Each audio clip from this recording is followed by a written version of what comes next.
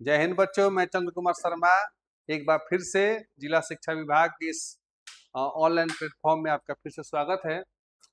जैसा कि हम लोगों ने पिछले क्लास में पढ़ा था कि जो बोल्शेविक क्रांति के जो नेतृत्व करता थे लेनिन, उन्होंने बहुत से सुधार किए थे जिसमें जिसमें ये जो मताधिकार का था वो अधिकार दिया गया था। किनको दिया गया था? तो जितने भी थे 18 वर्ष या उससे अधिक आयु के जो लोग थे सभी को, यहाँ ये ध्यान रखना है कि सभी नागरिकों को। रीजन ये है कि इसको ध्यान क्यों रखना है, क्योंकि अधिकांश देशों में जब ऐसे अधिकार मिलते थे तो या तो केवल पुरुषों को मिल गए, या पुरुषों में भी मिले तो किसी कुलीन को मिले, ठीक है, या अमीरों को मिले, कुछ ऐसे। लेकिन यहाँ पर पहली बार में ही सभी नागरिकों को मतदान देने का अधिकार दे दिया गया, जितने भी 18 साल से ऊपर के जो लोग थे उनमें। इसके बाद जो है समाजवादी परिवर्तन, कुछ परिवर्तन ऐसे भी थे जो समाज में इम्पोर्टेंट थे, जैसे कि निजी संपत्ति को समाप्त कर दिया गया। कोई भी व्यक्ति निजी संपत्ति को नहीं रख सकते हैं। इसका अर्थ ये हुआ कि ऐसा नहीं कि हम कुछ जो कमा रहे हैं उसको अपने पास नहीं रख सकते हैं। यहाँ पर पूंजीवाद व्यवस्था को टारगेट किया गया था। पूंजीवादी अर्थव्यवस्था को, यानी कि पूंजीपतियों को रोकने के लिए, यानी कि उनके पास अत्यधिक धन इकट्ठा न हो, इस चीज को रोकने के लिए निजी संपत्ति को समाप्त कर दिया गया था। उद्योगों पर मजदूरों का नियंत्रण स्थापित किया गया। बैंकों का राष्ट्रीयकरण, ये इंपॉर्टेंट है। जो भी बैंक थे उस समय उसको नेशनलाइज किया गया, पूरे राष्ट्र के लिए बनाया गया। बड़े बड़े उद्योगों का राष्ट्रीयकरण भी किया गया। जो भी प्राइवेट उद्योग चलते थे उसको यूं कहें तो सरकारी कर दिया गया, ठीक है, या राष्ट्र पर उसका आधिपत्य कर दिया गया। जल परिवहन एवं रेलवे का भी राष्ट्रीयकरण किया गया। शिक्षा पर चर्च का अधिकार समाप्त कर शिक्षा को राज्य के अधीन कर दिया गया।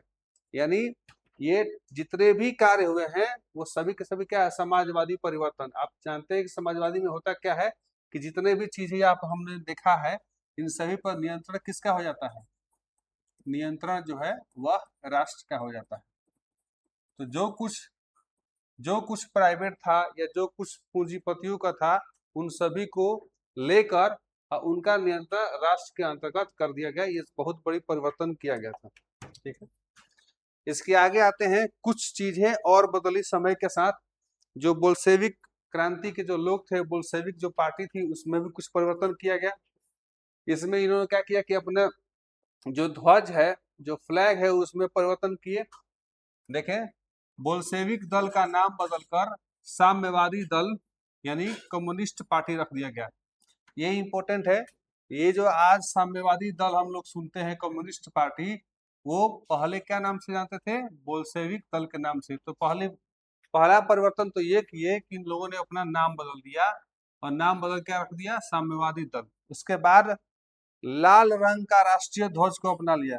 जो लाल रंग है, जो कि यहाँ पे आप देख सकते हैं पिक्चर में, इसमें हंसिया और हथौड़ी। हंसिया हम लोग जानते हैं, हंसुआ हम लोग कहते हैं अपने यहाँ धान गेहूं काटने के लिए इस्तेमाल करते हैं, देख सकते हैं यहाँ पर, और ये हथौड़ी है, ठीक है।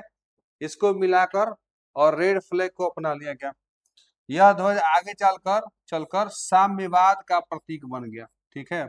यहाँ पर दो चेंज आप देख सकते हैं। एक तो नाम बदल दिया गया, जो कि बोल्शेविक दल से बदल दिया गया साम्यवादी दल, जिसको कम्युनिस्ट पार्टी कहते हैं। और उसके बाद इन लोगों ने अपना एक राष्ट्रीय ध्वज को भी अपना लिया, जो कि लाल रंग का था, और उसमें बीच में हंसिया और हथौड़े का पिक्चर बना हुआ था। इसके बाद भूमि का पुनर्वितरण किया गया। क्या किया भूमि के पुनर्वितरण में, उसको देखेंगे तो जितने भी बड़े भूस्वामी थे, जमींदार लोग, हम लोग अपने यहाँ कहते हैं कि भूमि किसानों में बांट दी गई। जितने भी छोटे छोटे किसान थे उन सभी में बड़े बड़े जमींदारों के भूमियों को बांट दी गई। किसानों के कब्जे को वैधता प्रदान, जितने भूमि पर किसानों ने अपना कब्जा किया था उनको वैध कर दिया है कि ठीक है यार, अब से तुम्हारा ही है यह।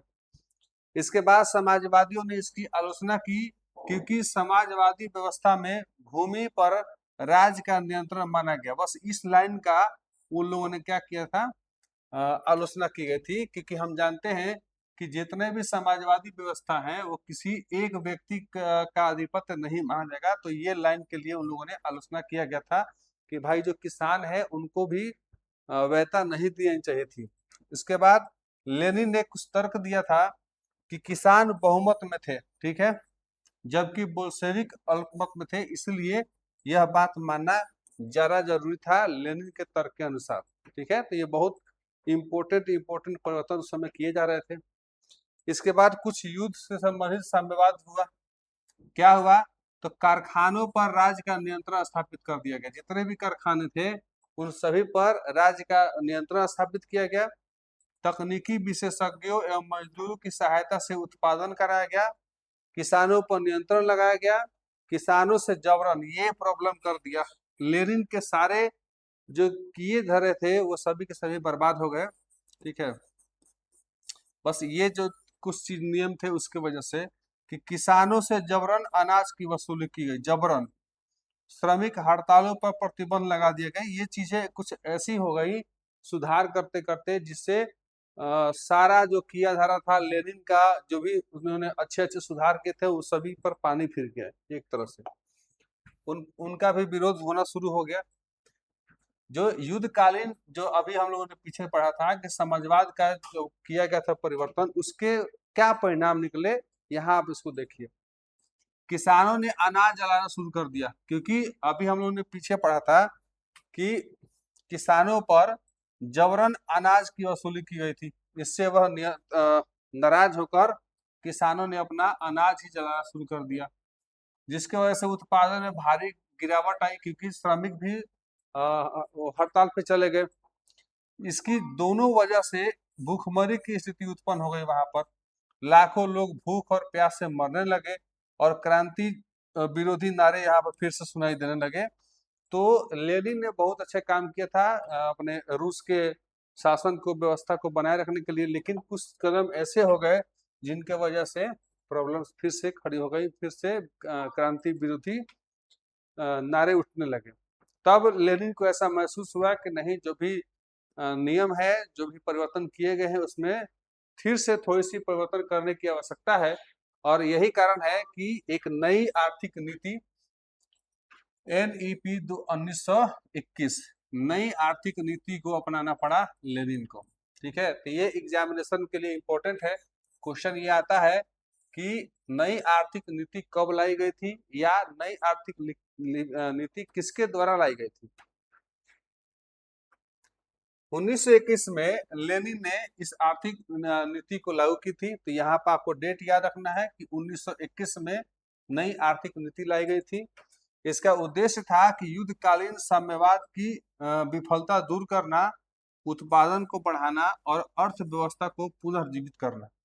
ठीक है, अब इसमें क्या क्या पॉइंट्स थे उसको हम लोग देखेंगे कि 8 जो नीति थी उसमें मुख्यतः 8 बातों पर चर्चाएं की गई थी, 8 सुधार किए गए थे। कौन कौन से थे उनको हम लोग देखते हैं। पहला था किसानों को राहत। जबरन अनाज की वसूली को समाप्त कर दिया गया। जो हम लोग अभी पहले देख रहे थे कि भाई जबरन अनाज को किसानों से वसूली की जा रही थी, उसको बंद कर दिया गया। उसकी जगह पर एक निश्चित टैक्स लगाया गया कि भाई एक फिक्स होगा कि इतना आपको जमा करना है, वो जबरन नहीं होगा। उसकी मात्रा बहुत कम होती थी। कर देने के बाद जो बचा हुआ अनाज होता था, किसान अपनी इच्छा से बेच या उपयोग कर सकते थे। ठीक है, तो ये एक अच्छी नीति थी कि भाई टैक्सेशन भी हो गया और किसान पर जो टैक्स है उसका बोझ भी नहीं पड़ा। ठीक है, और जो टैक्स देने के बाद जो अनाज बचता था, तो अब चाहे वह किसान उसे बेच दे या फिर उसका उपयोग करे, ये उसके ऊपर है। ठीक है, इसके बाद भूमि नीति लाई गई। भूमि में भी सुधार किया गया। सैद्धांतिक रूप से भूमि को राज्य को मानी गई। आज भी उसी तरह से मानी जाती है हर जगह पर, लेकिन व्यवहार में भूमि किसानों के उपयोग के लिए छोड़ दी गई है। लेकिन इसका अर्थ क्या हुआ कि जितने भी, मान लीजिए कि भारत ही हमारा देश है, ठीक है, भारत ही हमारा देश है, तो ये जो सैद्धांतिक रूप से जितने भी भूमि है वह भारत यानी कि पूरे राष्ट्र का है, लेकिन उपयोग के लिए हम सभी को खेत के लिए मकान के लिए, उद्योग इत्यादि के लिए वो हमें अपने मालिकाना हक के रूप में रखा जाता है, लेकिन वह सैद्धांतिक रूप से पूरे राष्ट्र की ही भूमि है। ठीक है, उसी प्रकार इसमें भी किया गया। इसके बाद छोटे उद्योग को छूट दे दी गई। 20 से कम, यहाँ पर ध्यान देना है, छोटे उद्योग का मतलब यहाँ पर ये रखा गया है कि 20 से कम कर्मचारियों वाले उद्योग को निजी रूप से चलाने का अनुमति दिया गया, कि भाई जहाँ पर 20 कर्मचारी काम कर रहे हैं या उससे कम है, वहाँ जो भी उद्योग है वो आप अपने अंडर में, अपने नियंत्रण में चला सकते हैं, जिसे निजी रूप में भी हम कह सकते हैं। इसके अलावा उद्योग का विकेंद्रीकरण किया गया। विभिन्न इकाइयों को निर्णय लेने और कार्यान्वयन के लिए स्वतंत्रता दी गई। तो ये कुछ चीजें थी जो जिसका सुधार किया गया था। इसके बाद आते हैं विदेशी पूंजी। ठीक है, फॉरेन इन्वेस्टमेंट। सीमित मात्रा में विदेशी पूंजी जो निवेश है उसकी भी अनुमति दी गई, कि भाई थोड़ी बहुत मात्रा में विदेशों का पैसा भी यहाँ पर निवेश किया जा सकता है। ये भी एक जरूरी कदम था। इसके बाद है बीमा व्यवस्था। व्यक्तिगत संपत्ति एवं जीवन बीमा की सुविधा शुरू कर दी गई। यह कार्य राजकीय एजेंसियों द्वारा किया जाता था, जैसे हम लोग यहाँ LIC होता है, उसी प्रकार यहाँ भी जीवन बीमा जैसे सुविधाओं की शुरुआत की गई। 7वां था बैंक व्यवस्था। विभिन्न स्तरों पर नए नए बैंक खोले गए। अब बैंक खुलेगा तो उद्योग अच्छे से फलेंगे। इसके बाद ट्रेड यूनियन की स्थापना की गई। ट्रेड यूनियन की अनिवार्य सदस्यता समाप्त कर दी गई, कि भाई ऐसा नहीं है कि जो ट्रेड यूनियन जो भी स्थापित है उसमें आपको सदस्य लेना ही है। ठीक है, तो ये 8 परिवर्तन नए आर्थिक नीति के तहत किए गए थे। इसके बाद इस आर्थिक नीति का क्या प्रभाव पड़ा, क्या इफेक्ट पड़ा इन सभी को लागू करने के बाद? उत्पादन की कमी पर नियंत्रण पाया गया, सफल हुआ।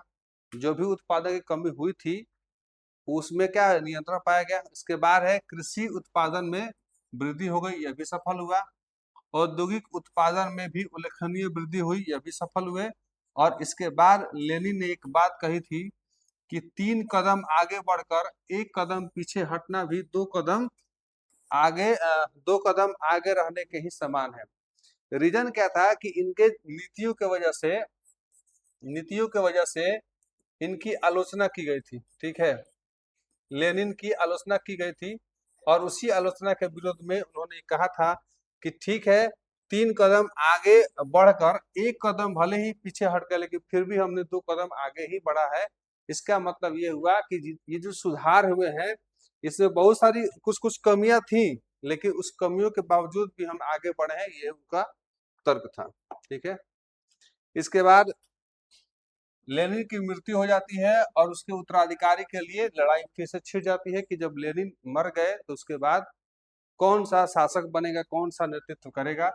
तो ये भी इम्पोर्टेंट है, इसको भी वीवीआई करिएगा कि 1924 ईस्वी में लेनिन की मृत्यु हो गई थी। ठीक है, अब सत्ता के लिए नेताओं के बीच संघर्ष शुरू हो गया, जिसमें स्टालिन और ट्रॉट्स्की प्रमुख दावेदार थे, जिसमें स्टालिन क्या हो गए, विजयी रहे। ट्रॉट्स्की क्या हो चुके, निर्वासित कर दिया गया उनको। 1929 ईस्वी में इनको निर्वासित कर दिया गया। तो लेनिन का जो उत्तराधिकारी बना, यानी लेनिन के बाद जो बोल्शेविक दल यानी कम्युनिस्ट पार्टी का जो अग्रतर बना वह बना स्टालिन। ये भी एग्जाम में आता है कि लेनिन का उत्तराधिकारी कौन बना था, तो वो था स्टालिन।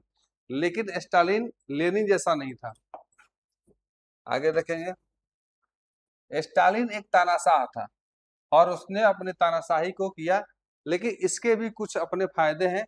इन्होंने भी कुछ ऐसे कार्य किए हैं जो रूस के लिए इम्पोर्टेंट थे। 1930 के दशक में स्टालिन अपने विरोधी नेताओं को समाप्त कर दिया। जितने भी स्टालिन के शासन के विरोध में रहते थे उन सभी नेताओं को गायब करवा दिया, या तो किसी को मृत्यु के मार दिया या फिर किसी को गायब करवा दिया, खत्म करवा दिया। भाषण और प्रेस की स्वतंत्रता को क्या कर दिया, सीमित कर दिया। ये जो रूस की जनता चाहती थी कि भाई जिसकी स्वतंत्रता हमें मिले उसमें कमी है।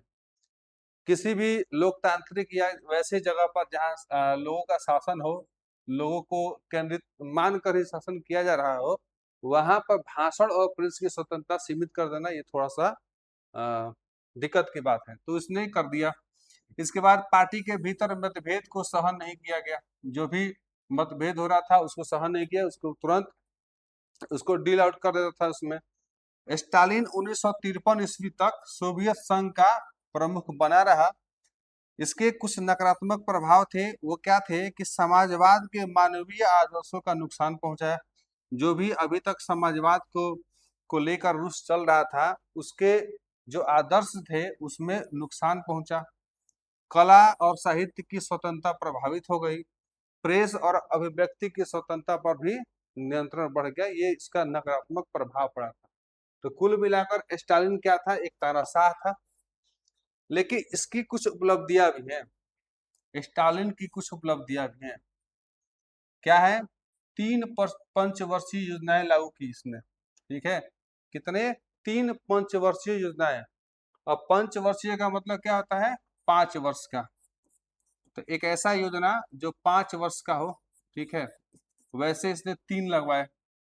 रूस तीव्र गति से औद्योगिक राष्ट्र बना, कृषि का आधुनिकीकरण हुआ, ठीक है, विज्ञान एवं तकनीक का विकास हुआ, और सोवियत संघ विश्व की महाशक्ति सुपर पावर बन गया। आप जानते ही हैं आज तथाकथित सुपर जो पावर है अपने आप को मानते हैं, एक तो अमेरिका और दूसरी तरफ क्या बन गया? रूस। हालांकि अमेरिका जब स्वतंत्र हुआ था उसी समय से अपने आप को बहुत ही आगे बढ़ाने का प्रयास करते रहा, लेकिन अंततः रूस भी उस लाइन में आकर खड़ा हो गया और इन दोनों देशों के बीच शीत युद्ध भी शुरू हो गया। आगे हम लोग पढ़ेंगे ये शीत युद्ध होता क्या है, इसके बारे में हम लोग समझेंगे। द्वितीय विश्व युद्ध के दौरान स्टालिन, रूजवेल्ट और चर्चिल के साथ इसमें उस समय के प्रमुख नेता बन चुके थे। तो ये कुछ उपलब्धियां भी रही। अब अंतिम में हम लोग ये देखेंगे कि जो भी रूस की क्रांति अभी हम लोगों ने देख लिया था, उसका अंततः प्रभाव क्या पड़ा, क्या इफेक्ट पड़ा पूरे विश्व पर या फिर रूस पर। तो पहला तो ये समझेंगे कि श्रमिक वर्ग की सत्ता आ गई। रूस की जो क्रांति हुई उसमें प्रभाव में श्रमिक वर्ग की सत्ता आ गई। रूसी क्रांति के बाद श्रमिक यानी सर्वहारा वर्ग की सरकार स्थापित हो गई, ठीक है, जैसा कि पहले से ही तय था। इससे विश्व के अन्य देशों में भी श्रमिक आंदोलन को प्रेरणा मिली कि भाई जब यहाँ के जो श्रमिक वर्ग, जो इतने नीचे स्तर के जो लोग हैं, सर्वहारा लोग हैं, वह अगर संघर्ष करके अपने देश में शासन स्थापित कर सकते हैं तो हम भी क्यों नहीं कर सकते हैं। तो ये प्रेरणा मिली अन्य देशों को। विश्व का वैचारिक विभाजन हुआ, जिसमें विश्व 2 विचारधाराओं में बट गया।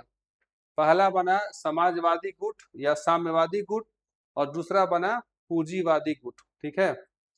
अब इसमें आप जानते ही हैं कि समाजवादी गुट में रूस है, ठीक है, चीन है इत्यादि, क्यूबा भी है, लेकिन पूंजीवादी में पूरी तरीके से अमेरिका है जो इसका पोषक है, ठीक है। यूरोप भी पूर्वी यूरोप और पश्चिमी यूरोप में भी विभाजित हो गया। तो ये सब चीजें थी इस क्रांति के प्रभाव में। आप देखें तो एक तो श्रमिक वर्ग का सरकार बन गया, उसके बाद विचारों में परिवर्तन हो गए, एक बना समाजवादी, दूसरा बना पूंजीवादी। इसके बाद आप देखेंगे शीत युद्ध की शुरुआत हो गई। अब ये शीत युद्ध होता क्या है? यह कोई ऐसा बम गोले वाला कोई युद्ध नहीं है। अमेरिका जो कि पूंजीवादी गुट का समर्थक था और सोवियत संघ जो कि समाजवादी गुट का समर्थक था, इनके बीच में शीत युद्ध, जिसे इंग्लिश में कोल्ड वार भी कहते हैं, इसको शुरू किया है। यह वैचारिक संघर्ष था, विचारों का संघर्ष था। ऐसा नहीं कि गोलीबारी या कोई अन्य हथियारों से लड़ा गया हो, ऐसा नहीं है। यह प्रत्यक्ष युद्ध नहीं था, कोई आमने सामने आकर लड़ नहीं रहे थे, ये विचारों के युद्ध थे, ठीक है। ऐसे हम लोग नहीं करते खिसा खिसी ऐसे करके। इसके बाद है नई आर्थिक व्यवस्था को लागू किया गया।